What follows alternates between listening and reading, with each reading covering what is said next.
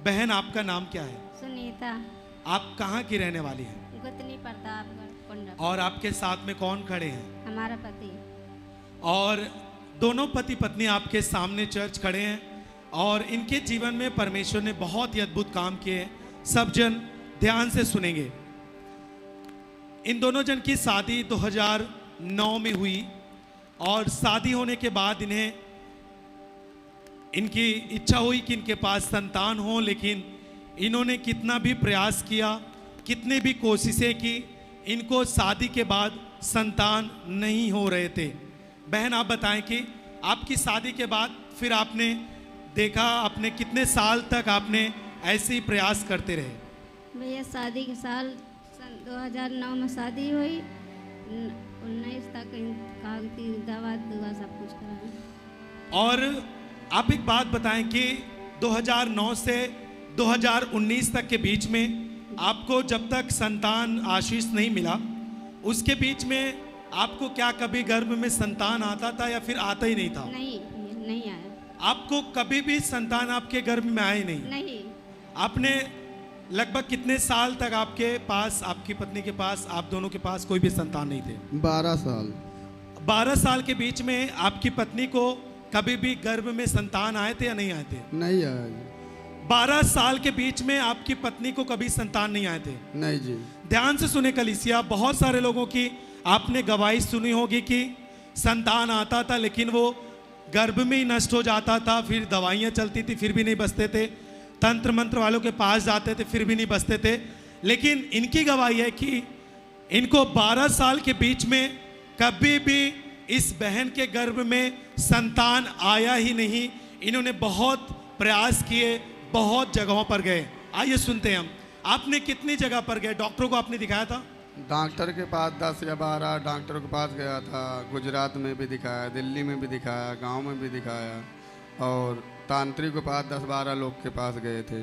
एक बात बताएं कि डॉक्टर का क्या कहना था, क्या कमियां हैं, किसमें कमियां हैं कि आपको इस तरह नहीं हो रहा है? डॉक्टर से भी यही बताता था कि खून की कमी है, एक्सरा साउंड कराया, कोई मर्ज नहीं निकलता, कि कोर्स करो 3 महीने तक आपका काम हो जाएगा। आपने डॉक्टर के कहने से कभी आपने अल्ट्रासाउंड रिपोर्ट लिए थे आपकी पत्नी के लिए? हाँ जी। Ultrasound report? हाँ जी। रिपोर्ट में क्या आया था? बस कोई मर्ज नहीं निकला थी जी, बस यही कि खून की कमी बताए कि मतलब आप कोर्स करो 3 महीने का संतान आ जाएगा। और ध्यान से सुने कलीसिया कि इन्होंने रिपोर्ट भी लिया था, रिपोर्ट भी नॉर्मल आती थी, अल्ट्रासाउंड में कुछ भी नहीं आता था, केवल इनको ब्लड की कमी के लिए आती थी।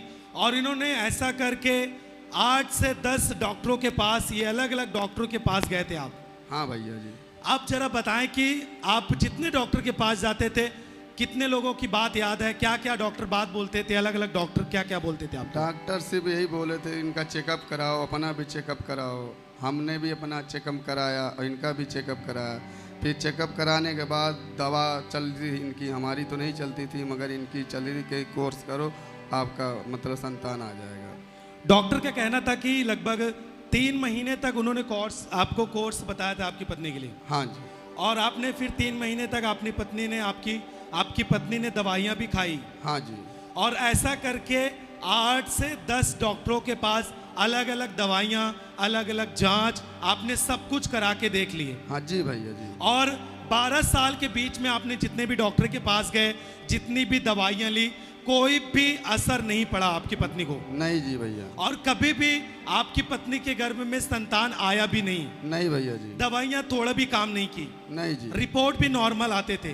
हाँ जी भैया। और आपने फिर जब डॉक्टर के पास से आप थक चुके, कितने पैसे खर्चे कर दिए आपने 12 साल मैंने में? डॉक्टर से लेके मतलब वो तांत्रिक 2 लाख रुपए तक हो गए थे। आप सुन पा रहे हैं कलीसिया कि 12 साल के बीच में इन्होंने तंत्र मंत्र वालों के पीछे और डॉक्टरों के पीछे इन्होंने लगभग 2 लाख रुपए इन्होंने खर्च कर दिए। आपने जब तंत्र मंत्र वालों के पास गए, तांत्रिकों ने क्या बोला था आपको? बस ये बोले थे कि मतलब 1 साल वहाँ मत जाओ, मैके मत जाओ, यहाँ मत जाना, बस घर पे रहना। इनके जब से शादी हुई है सर में दर्द इनका और पेट का दर्द नहीं जाता था। और तांत्रिकों का कहना होता था कि आप मैके मत जाएं, आप ये काम करें, वो काम करें। हाँ जी भैया। दुनिया भर की बात देते थे, लेकिन उससे भी कोई भी प्रभाव नहीं पड़ा। नहीं भैया जी। कितने तांत्रिक आपने चेंज किए? मतलब 10 से 12 तक हो गए जी। 10 से 12 तांत्रिक भी आपने चेंज किए। जी भैया। 8 से 10 डॉक्टर और 10 से 12 तांत्रिक चेंज किए, तब भी कोई भी बच्चे की आशीष नहीं दे पाया। जी भैया। और यहाँ तक कि गर्भ में कभी संतान आया भी नहीं। नहीं भैया जी। 12 साल तक इनका गर्भ सूखा हुआ था, उस गर्भ में कोई भी आशीष नहीं आई। जी भैया। आप एक बात बताएं, आप दोनों पति पत्नी जब इतने साल तक आपने देखा और 12 साल के बीच में आप क्या सोचते थे, लोगों का क्या कहना होता था? मतलब गांव वाले और रिश्तेदार भी कुछ उल्टा सीधे बकते थे कि मतलब बांझ है, गांव के लड़के जो थे और यार दोस्त के इसके बीबी के कभी बच्चा नहीं होगा, एक से एक बातें करते थे। बहन आप बताएं, आपको किस तरह की बातें लोग बोलते थे और आपको सुनकर क्या लगता था उस समय? भैया सब गांव के लोग, घर के लोग सब बोलते थे कि इसके संतान नहीं होगा कभी। और गांव के घर के लोग आपको कभी बोलते थे कभी भी संतान नहीं होता था, कभी भी संतान नहीं होगा, और वो ताने मारते थे हाँ भैया। और कहते थे बांझ है, आप बांझ हो चुकी हो, आपको कभी भी संतान नहीं होगा। नहीं। और आप बताएं भाई कि आप कभी भी जब इस तरह की बात सुनते थे दोनों जन, आप क्या सोचते थे बैठ करके? मैं बस यही सोचा था आज नहीं तो कल तो कभी में कभी तो होगा, मगर हम पीछा नहीं छोड़ेंगे जब तक ज़िंदगी रहेगी। लोग सोचते हुए छोड़ने के लिए, मगर मैंने ऐसा कभी अपने मन में विचार नहीं छोड़ा कि मारपीट भी कभी कदार हो जाती थी, मगर बच्चे के बारे में कभी ऐसा नहीं सोचा है। लोग भी कहते थे कि आप छोड़ दें, हाँ जी, दूसरी शादी कर लें। हाँ जी। लेकिन कभी भी आपने हाँ। उस तरह आपसे झगड़े लड़ाई आपके पति पत्नी के बीच में होते थे, लेकिन आपके बीच में कभी भी बच्चे को लेकर के झगड़े लड़ाई नहीं होते थे? नहीं जी। आपने लगातार प्रयास किए, आपके पास जो भी पैसे थे, पैसे से जो कुछ भी हो सकता था आपने डॉक्टर के पीछे खर्च किया। आपने 8 से 10 डॉक्टरों के पास गए, अलग अलग डॉक्टर चेंज किए, फिर आपने पैसे के दम से तांत्रिकों के पास गए। तंत्र मंत्र वालों ने भी 10 से 12 तांत्रिकों ने कुछ भी नहीं कर पाए और कोई भी गर्भ में संतान नहीं आया। 12 साल तक आपकी पत्नी को कोई भी असर नहीं पड़े। नहीं भैया जी। और इसी तरह आपका जीवन बना था। जी भैया जी। लेकिन जब आपके पास कुछ नहीं था, आप सारी आशा खो चुके थे, आपके पास जो पैसे थे आपने खर्च किए, आपने हर ताकत को इस्तेमाल कर चुके थे। जी भैया जी। लेकिन जब आपको कोई भी आपके पास बच्चे नहीं थे, उस समय आप गुजरात में थे, जब आपके रिश्तेदार के द्वारा आपको यीशु मसीह के बारे में पता चला। जी भैया जी। उन्होंने क्या बताया आपको, लोगों को आप बताएं। भैया हमारे मतलब हमारे इनकी भाई था, तो यहाँ का वचन भी सुना, इनको बताते तो हमको तो नहीं, तो पिता का वचन यहाँ से भेजा गया। हम फिर वहाँ मतलब चौकीदारी ऑपरेशन हुआ था हमारा हाथ का, तो वहाँ पढ़ते गए, मेरा मन लगता गया, इनका भी मन लगता गया।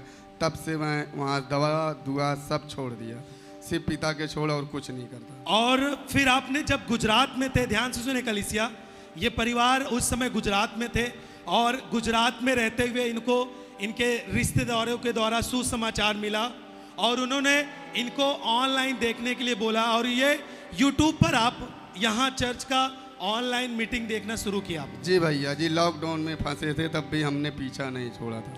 और आपने लॉकडाउन से ही आपने 2019 से आपने सुसमाचार पाया। जी भैया जी। और वहां पर आपने ऑनलाइन वचन को सुनना शुरू किया।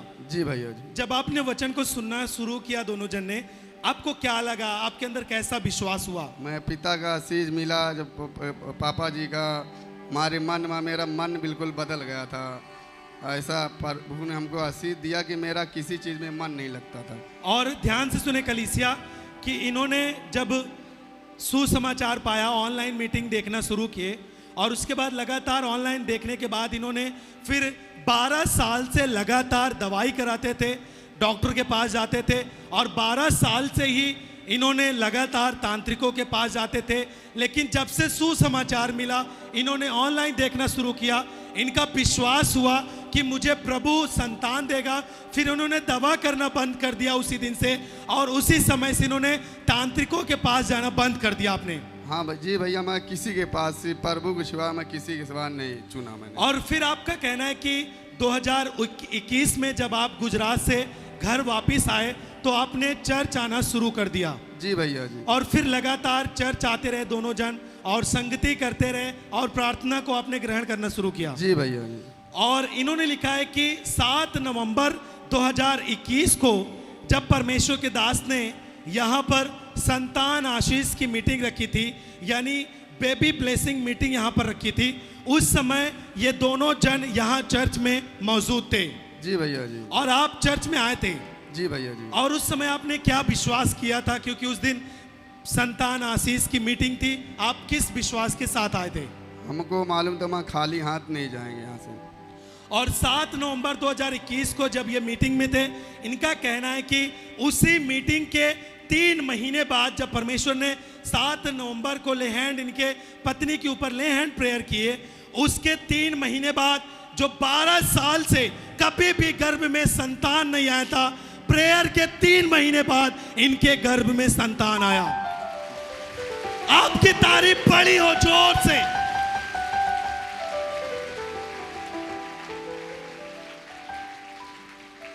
और अक्टूबर 2022 में परमेश्वर ने समय पूरा होने के बाद इनको बेटी देकर आशीषित किया है। आपकी तालियां और तेजी से।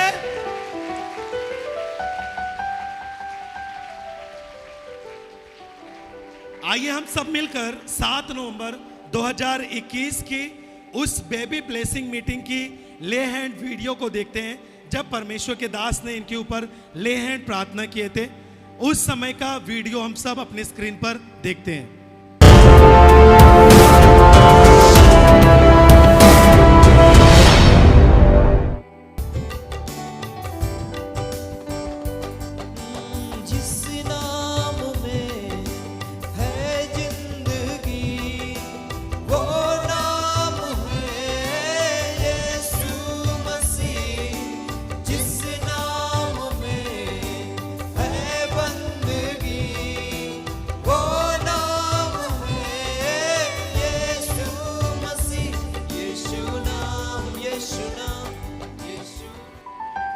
आप ताली बजाएंगे जोर से सब जन।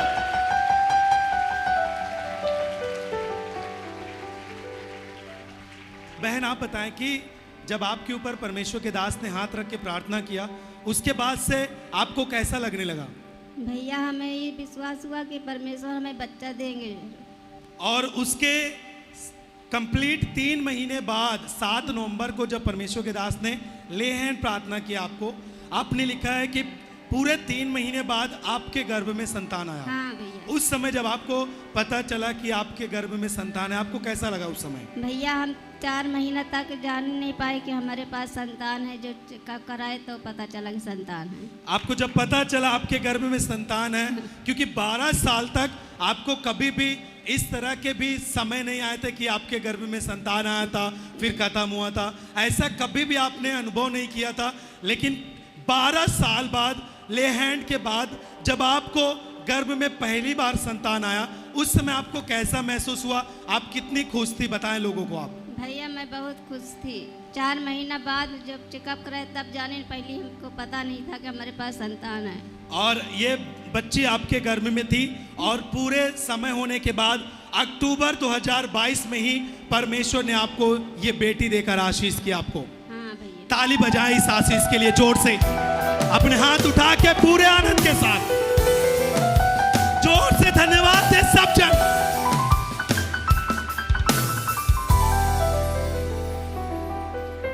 भाई आप बताएं कि अब आपकी बेटी कितने महीने की है इस समय? 8 महीने की। 8 महीने की हो चुकी है। जी भैया। आपको परमेश्वर ने बेटी देकर आशीष दिया और आपने अपना भरोसा परमेश्वर पर रखा। जी भैया जी। पूरे 12 साल बाद आपके पास एक आज बच्ची है। जी भैया। परमेश्वर को महिमा दे सब जन इस बड़ी गवाही के लिए ताली बजा के।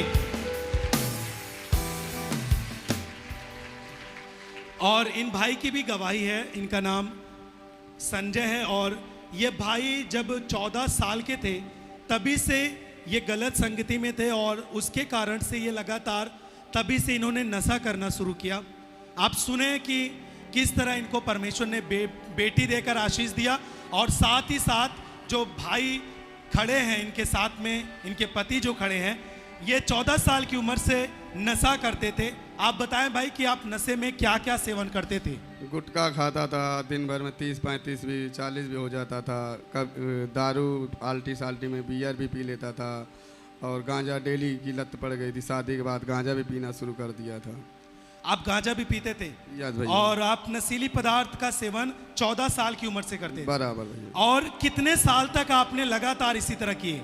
मैंने ये 10-12 साल, जब से शादी से 14 साल के बाद से करना लगे, शादी के जब ये वचन सुना तभी से मैंने छोड़ दिया था। और आपने 12 साल के बाद आपको परमेश्वर ने बेटी भी दिया और लगभग आपका अंदाज है कि आपने 12 साल तक आपने नशे भी किए हैं। जी भैया जी। और ध्यान से सुने कलीसिया की, नशे में इनका गुटखा डेली खाना 40 पुड़िया तक पहुंच जाता था आपका। जी भैया जी। और शराब भी इसी तरह आप सेवन करते थे? हाँ, कभी कदार। और शराब कभी कभी पीते थे और आप गांजा प्रतिदिन पीते थे? हाँ, प्रतिदिन। और शराब और गांजा और नशीली पदार्थ ये लगभग 12 साल तक इन्होंने भी नशे किए हैं। जी भैया जी।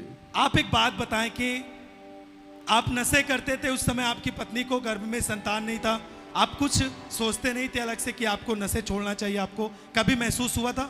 नहीं जी, नहीं भैया, नशा छोड़ने की परवाह नहीं। जब से प्रभु का माना वहीं से मैंने गुजराती से सब कुछ, यहाँ आने से पहले ही हमने छोड़ दिया था। आपको कभी भी, जब से आपने प्रभु को नहीं जाना था उससे पहले, आपने 14 साल की उम्र से 12 साल तक जब तक आपने लगातार नशे किए, आपको कभी भी नशे छोड़ने का मन नहीं हुआ था? जी भैया, छोड़ते थे फिर खाना स्टार्ट कर देते थे। फिर खाने लगते थे आप? जी भैया जी। लेकिन आपका कहना है जब से सुसमाचार मिला, दोनों जन ने प्रभु को उद्धारकर्ता माना और आपने ऑनलाइन मीटिंग देखना शुरू किया, उसी दिन के बाद से आपका नशा भी बिल्कुल करना आपका बंद हो चुका है? जी भैया, 3 साल हो गए लगभग, मैंने कोई एक नशा भी, एक पत्ती कुछ नहीं किया। ताली बजाएं जोर से, दोनों आशीषों के लिए ताली बजाएं।